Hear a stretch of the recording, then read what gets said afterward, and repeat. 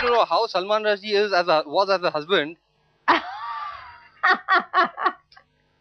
You know, it's hard for me to speak publicly about another person. It's not really fair. You know, he's been on my couch. I'm sure he has been on your couch. He's been on my couch and he did speak about you. Oh, well, that's when we just got married. That's when we were on honeymoon at the Cannes Film Festival. That's where that is.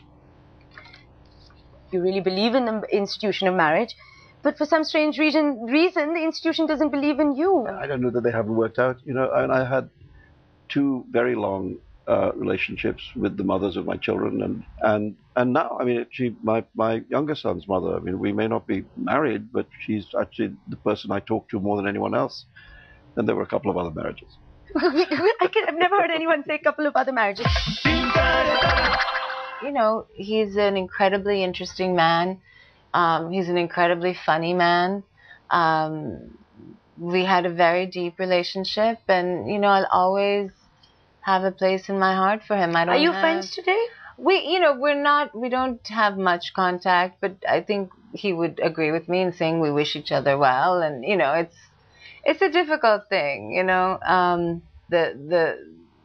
The nasty people will say, "Oh, here she goes again," you know, trying to get publicity off it. You had a lot of this nasty bit, especially with New York Times taking a sort of real dig at you about saying some awful things. How did you deal with your anger and hurt? I'm sure you must be angry. And it's upsetting to read about yourself in a way that is unrecognizable. Yeah, like gold digger and, you know. Well, I mean, that's clearly not what was happening. I mean, if I really was going after that, I mean, I wouldn't be having 5 jobs that I do now. So, I mean, I think we can pretty much put that to rest, you know.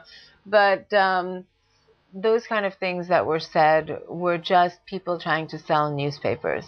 I don't think the things that people said had any real understanding of the great love that he and I had for each other, and we were both coming to the table with different things. And, you know, I really didn't care what people said because I was following my heart every day. Did it affect your dynamic with Salman at the time?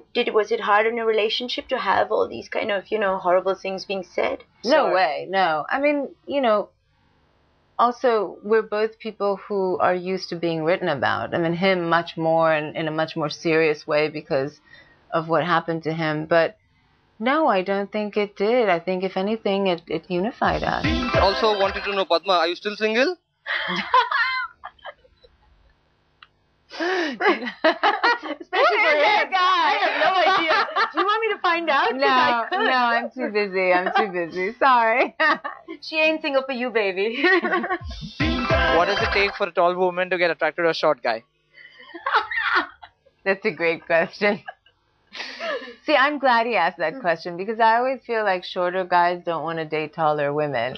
So, you know, they're like in the olden days when I was, you know, still going out on dates in college or whatever, I would always have to choose my shoes based on the height of the guy I was having a date with. So always flats. Yeah, flats. But I don't think it matters, you know. I think short, tall, fat, thin, old, young, it's just that person has to be interesting. They have to make you laugh. For me, the most important thing is someone has to be charming and make you laugh.